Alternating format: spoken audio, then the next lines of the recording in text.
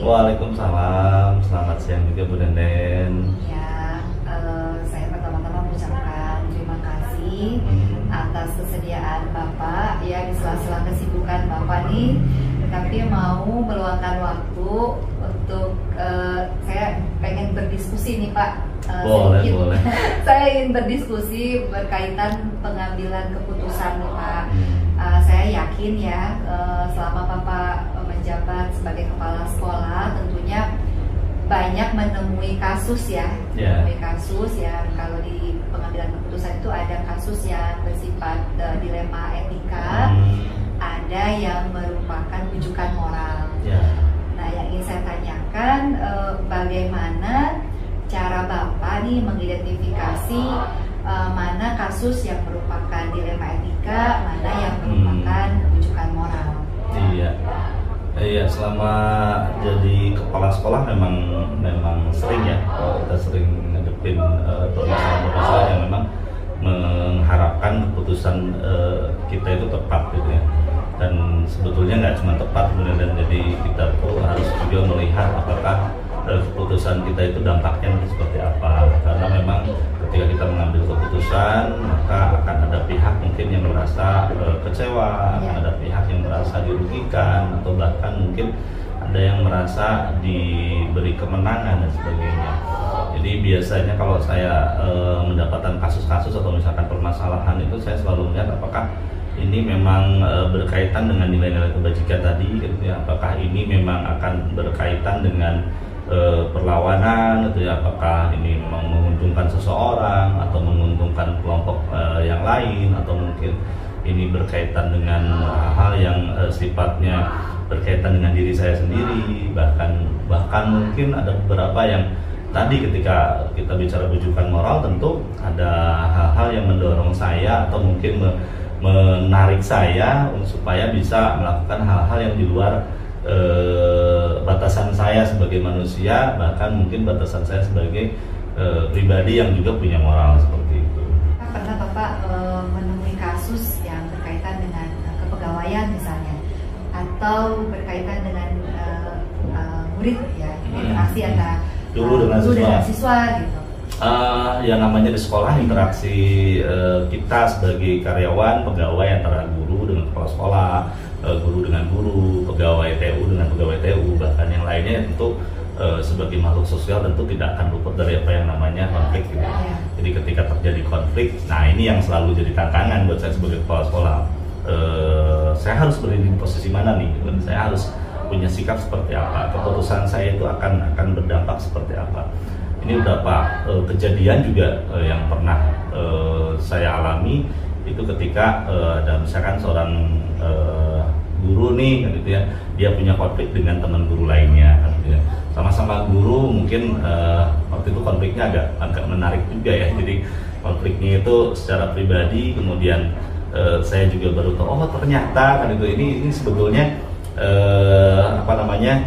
sebuah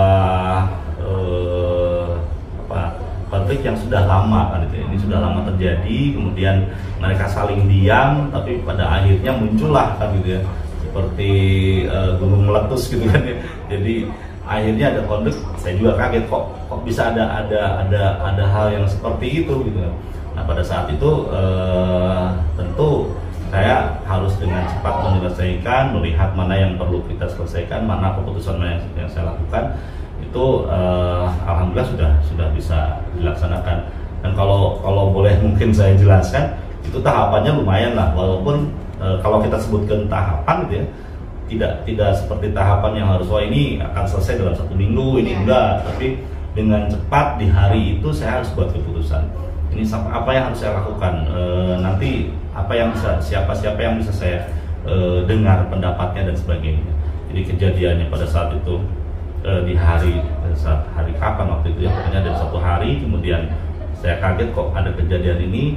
Kemudian saya minta dari Wakasek Humas tolong diselesaikan, karena ini kan permasalahannya di internal di sekolah. Minimal Wakasek Humas itu bisa mereport ke saya apa yang sebenarnya terjadi. Ketika sudah saya pahami apa yang sudah terjadi, baru mungkin saya coba dengar dari beberapa pihak, terutama pihak-pihak yang memang berkonflik gitu ya. apa sih sebetulnya yang terjadi, kenapa kok bisa terjadi seperti itu, malu kan gitu kan.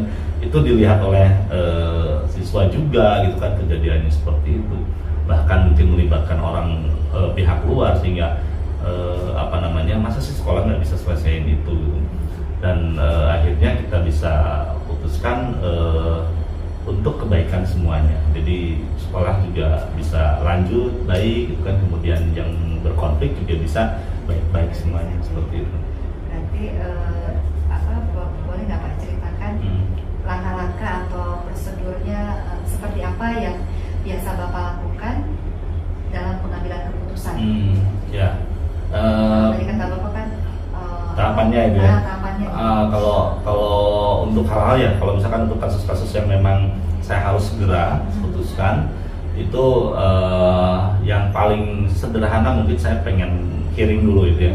Jadi hearing dulu, tidak langsung saya konfrontasi, tapi saya coba hearing dulu, pihak yang ini ngomong selesai, kemudian pihak yang satu lagi juga ngomong selesai, dan tentu saya butuh orang yang memang lebih paham gitu ya. Jadi saya butuh orang yang lebih paham tentang kejadian tersebut. Jadi biasanya saya coba lihat, saya komunikasi dengan yang lain, kira-kira siapa nih yang memang punya pengalaman, atau bukan punya pengalaman ya, artinya punya pengetahuan, pemahaman terhadap masalah itu lebih clear. Jadi artinya dia tidak memihak kemanapun gitu. Nah, waktu kejadian tersebut saya coba itu, jadi saya coba hearing di satu pihak. Setelah mereka reda konfliknya, tetap kan itu butuh keputusan dari saya. Saya coba dengar dari pihak yang pertama apa alasannya, kenapa begini, kenapa begitu.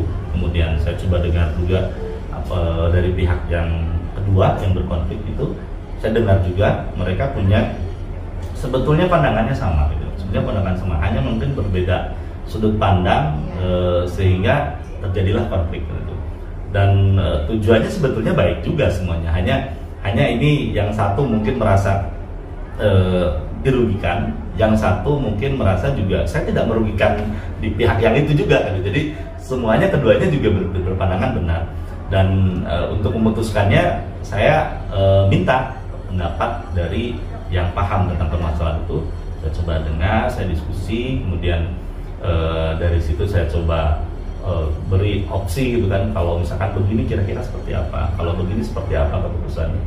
Dan dari situ juga memang di sini selalu ya silahkan gimana Pak, kepala saja kan gitu. Jadi kalau misalnya saya cuma menyampaikan ini saja Pak, memang keputusannya ada di kepala sekolah. Betul, keputusannya ada di kepala sekolah. Cuman ketika saya mencoba apakah dengan cara seperti ini, apakah keduanya puas atau enggak gitu. Ya tentu Pak, kalau keputusan itu kan pasti ada yang puas atau enggak gitu ya. Yang satu puas, yang satu enggak puas gitu.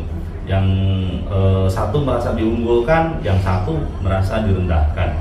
Yang satu merasa wah mungkin karena dekat dengan kepala sekolah, akhirnya ini dibela oleh kepala sekolah dan sebagainya. Nah, supaya tidak terjadi demikian, saya harapkan lebih baik keduanya tidak puas gitu. Jadi saya pilih keputusan yang lebih baik keduanya nggak puas, tapi minimalnya keduanya nggak puas, tetapi tingkat kepuasannya itu ketika sama, oh saya merasa kok nggak gini ya, kepala sekolah itu nggak mihak saya. Demikian halnya di yang berkonflik yang satunya lagi gitu, kepala sekolah juga nggak berpihak kepada saya kan gitu. Tapi yang saya pikirkan adalah gimana sekolah ini bisa tetap ongoing gitu ya, gimana sekolah ini tetap bisa berjalan, gimana nanti ini nggak berdampak panjang kepada keberlangsungan sekolah ini gitu. Jadi itu yang saya pilih keputusannya, meskipun kedua-duanya tidak puas gitu. Tapi yang kita pikirkan bagaimana keberlangsungan sekolah gitu. Itu yang jadi pertimbangan saya sebagai kepala sekolah. Jadi nggak lihat kalau saya pilih ini ya jelas menguntungkan ini nggak diuntungkan, ini bahkan mungkin akan bisa kemana-mana ini gitu. Kemudian saya pilih pihak yang ini, saya coba dukung, ya ini juga akan merembet kemana-mana. Jadi lebih baik saya bilang, ya udah, saya nggak akan bikin kepuasan bagi kedua-duanya, tetapi saya fokuskan pada sekolah ini harus tetap jalan. Oke, berarti pengambilan keputusannya lebih kepada institusi ya Pak ya? Ya, institusi, karena memang kemarin kan nggak terlalu ini ya gitu ya, nggak terlalu berkaitan bersentuhan langsung ke mungkin proses pembelajaran dan siswa kan itu. Tapi kalau ada satu contoh juga, ada kasus-kasus lain itu itu ada yang berkaitan dengan siswa juga, saya pikirkan siswa. Saya pikirkan siswa, berpihak kepada siswa. Jadi ini siswa yang harus saya selamatkan. Ini siswa yang harus saya beri porsi perhatian saya dari keputusan itu saya lebih baik seperti itu. Lebih baik saya dianggap punya keputusan yang tidak populer gitu ya. Kok bisa Pak kayak gitu keputusannya? Ini kan harusnya Bapak bela guru atau misalkan. Tapi kok Bapak malah milih bela siswa, bela yang lebih banyak gitu dan sebagainya. Lantas hal-hal apa saja ya yang selama ini menurut Bapak efektif nih dalam pengambilan keputusan, terutama pada kasus-kasus dilema etika? Yang paling efektif hal-hal apa saja Pak? Maksudnya ketika kita ngambil keputusan tadi gitu? Ya. Yang jelas tadi ketika kita betul-betul mau mendengar. Ya. Jadi yang pertama pokoknya saya nggak mau dengar dari siapapun dulu. Jadi saya pengen dengar permasalahan itu langsung dari pokok-pokok orang-orang yang bermasalah tersebut. Saya mau dengar tanpa harus mendengar dulu dari yang lain. Jadi kalau misalkan saya mendengar dulu dari yang lain, saya sudah punya gambaran awal, dan itu yang akan mempengaruhi terhadap keputusan. Jadi lebih baik saya nggak tahu aja sama sekali gitu. Saya lebih baik nggak tahu sama sekali, sok dengar. Yang pihak A coba ngomong, pihak B coba ngomong, sehingga saya punya gambaran yang betul-betul jelas gitu kan permasalahan seperti apa. Nah baru nanti yang kedua yang lebih berpengaruh itu ya tadi ketika saya pilih orang untuk bisa menjelaskan. Kalau saya belum punya gambaran, itu saya pengen pilih orang yang bisa menjelaskan tanpa dia terpengaruh gitu. Artinya bukan orang yang mendukung satu kelompok tadi misalkan atau kelompok lain. Netral, gitu. Harus netral. Tapi punya pengalaman dan punya pemahaman. Justru biasanya kalau kemarin kejadian seperti itu saya pilih guru-guru senior gitu. Guru-guru senior yang memang notabene dia tahu permasalahannya, kemudian dia nggak berpihak pada siapapun gitu. Dari mana kan bisa tahunya misalnya kok dari mana Pak kita bisa tahu gurunya kayak gitu atau enggak kan? Iya itu mungkin dapurnya kepala sekolah gitu kan. Jadi kepala sekolah itu memang harus bisa melihat bahwa ini guru ini netral nih gitu kan. Guru ini nggak pernah dia terkompori oleh siapapun gitu kan, terpengaruhi oleh siapapun, atau bahkan dia selalu pengen ikut dalam keinginan orang, enggak gitu. Dan kita punya kok gitu kan guru-guru yang secara dia stabil di situ gitu kan. Jadi dia nggak ikut-ikutan gitu kan, dia nggak ini gitu kan, kayak gitu. Jadi yang pengaruh tadi satu kita harus betul-betul tabayun dulu. Kalau ada informasi itu harus jelas dari yang bersangkutannya, jangan dari orang lain. Yang kedua itu kita pilih orang yang betul-betul netral. Lalu hal-hal apa saja yang selama ini menurut Bapak itu tantangan, merupakan tantangan dalam pengambilan keputusan, terutama di kasus dilema etika? Ya, kalau tantangan tentu tadi, jadi kalau misalkan kita milih keputusan yang tadi yang tidak populer, bahkan mungkin membuat orang-orang tidak puas, itu pasti kan dia pasti ngomong kemana-mana tuh. Ya. Dia pasti ngomong kemana-mana, dan itu tantangan kita. Dan yakinkan ke semua pihak, terutama yang ada di sekolah, bahwa apa yang kita putuskan itu adalah sebuah keputusan yang memang tadi sudah saya jelaskan. Saya tidak akan milih keputusan yang bikin puas semuanya, tapi saya akan pilih keputusan yang tidak puas semuanya, tetapi betul-betul kita bergerak pada ini loh real kita kan itu. Jadi kenapa saya berpikir seperti ini? Mungkin tidak puas keduanya, tapi yang saya pikirkan adalah institusi dan lembaga yang harus kita ini. Lantas Pak, ketika Bapak memiliki kasus ya, kadang-kadang menemui kasus nih di sekolah, apakah Bapak memiliki jadwal tertentu untuk menyelesaikan kasus tersebut? Apakah langsung menyelesaikan di tempat, ya, atau jadi memiliki jadwal gitu? Apakah memiliki jadwal untuk menyelesaikannya atau langsung menyelesaikannya di tempat? Gitu? Jadi ya tadi. Jadi kalau misalkan ini kan kasusnya juga beda-beda ya. Jadi artinya masalah-masalah kalau kita sebutkan kasus kan kayak Sambo gitu kan. Enggak kan ini. Jadi permasalahan-permasalahan yang ada di sekolah itu ada yang memang menuntut kita untuk segera selesaikan gitu kan. Segera selesaikan, sehingga mungkin kalau kita sebutkan jadwalnya tadi mungkin hitungannya jam, menit gitu kan ya. Tapi kalau misalkan ini kayaknya perlu saya coba koordinasi, saya coba pahami dulu aturan, saya coba diskusikan dulu. Nah ini kan perlu waktu yang agak panjang gitu ya. Jadi kita misalkan saya harus koordinasi nih, saya harus koordinasi dengan atasan saya harus koordinasi dengan mungkin pengawas sebagai kepala sekolah itu kan, saya harus mungkin koordinasi lagi dengan pihak-pihak lain gitu. Kalau ini berkaitan dengan hubungan guru dengan siswa kan, saya harus coba tanya lagi dengan komite, saya coba hearing lagi dengan yang lain. Nah itu pasti butuh waktu kan itu ya, sehingga ketika kita mengambil keputusan juga nggak terburu-buru kan itu, kita betul-betul harus inilah gitu, karena untuk hal-hal yang sifatnya tadi ini memang harus segera diputuskan nih gitu kan, apakah perlu ini. Nah itu juga jadwalnya atau urutannya itu sudah hitungannya jam. Setelah ini saya coba komunikasi dengan istilahnya, saya coba komunikasi ini mungkin sehari juga bisa beres. Tapi untuk hal tertentu kan, ini harus melibatkan orang lain kan gitu ya. Ini saya mungkin harus lapor dulu atasan, saya coba diskusi dengan atasan, kemudian saya coba dengan pengawas dan sebagainya yang berkaitan dengan kepegawaian. Ya itu mungkin perlu jadwal dan kan harus juga berkaitan dengan jadwal orang lain kan, seperti itu. Fleksibel ya Pak ya? Ya, nggak apakah saya ketika permasalahan ini saya selesaikan. Tapi semua permasalahan yang memang muncul di sekolah itu saya catat, kemudian biasanya kan permasalahan-permasalahan itu muncul ketika kita coba refleksi akhir bulan itu kan, kemudian di rapat itu kan muncul ada yang ketidakpuasan dan sebagainya. Nah itu kita coba buatkan kira-kira seperti apa. Baik Pak, adakah seseorang atau faktor-faktor apa yang selama ini mempermudah atau membantu Bapak dalam pengambilan keputusan? Sudah disinggung ya Pak? Sudah jelas kan. Jadi kalau misalkan kita berkaitan dengan kepegawaian, ya tentu kan orang di kepegawaian juga kita coba ajak diskusi gitu kan. Kalau berkaitannya dengan pribadi-pribadi ya kita cari orang-orang yang memang secara ini kan dia lebih paham, dia lebih memahami karakternya. Itu tentu sebagai kepala sekolah itu nggak lepas dari situ Bu. Jadi kita memahami orang itu penting gitu. Jadi ini yang mungkin sering terlewat gitu ya. Jadi ketika menjadi kepala sekolah dianggapnya ya kita berkaitan dengan tugas-tugas yang kepala sekolah seperti itu.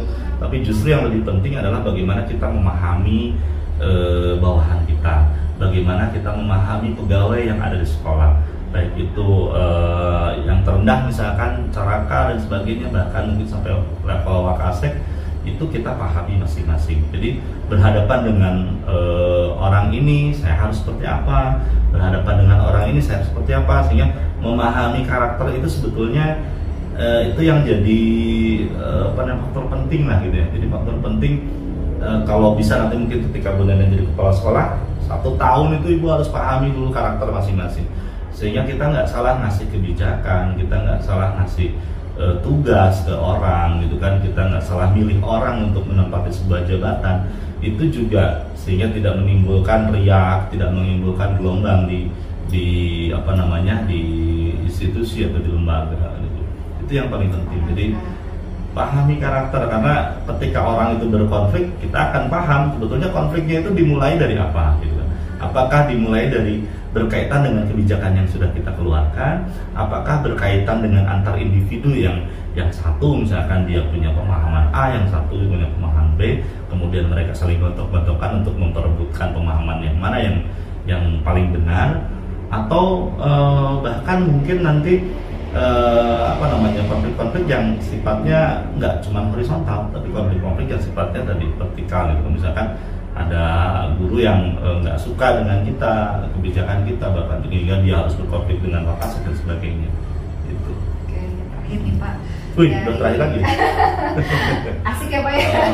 Jadi saya banyak banget dapat informasi ya, ilmu dari Bapak nih.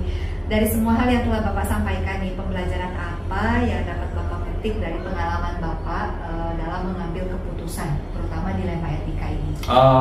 Ya satu, bahwa prinsip saya satu sebetulnya. Jadi kita nggak pengen kita itu dipandang baik terus gitu kan.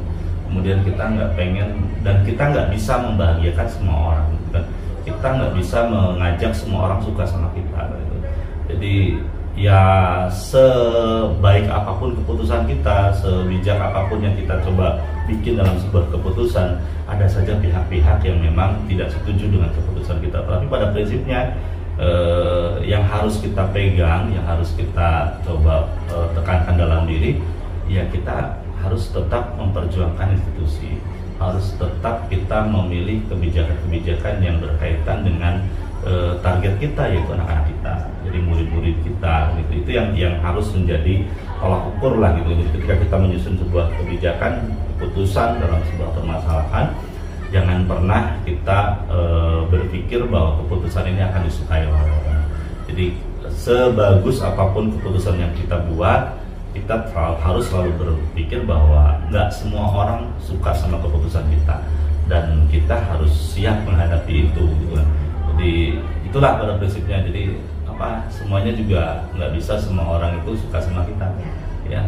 Bahkan orang terdekat pun yang kita anggap dia bisa mendukung kita pada saat pengambilan keputusan, bisa saja dia itu berada di pihak lain, gitu, yang tidak suka kepada kita. Tapi pada prinsipnya ya tadi, setiap pemimpin itu harus cepat mengambil keputusan, harus tepat mengambil keputusan, dan dampak dari keputusan ini harus juga siap untuk ditangani, yang itu ditindaklanjuti. Jadi kalau misalkan saya bikin keputusan nih, kemudian nanti dikeluar dia di luar, bahkan mungkin nanti LSM dan sebagainya, ya kita harus siap.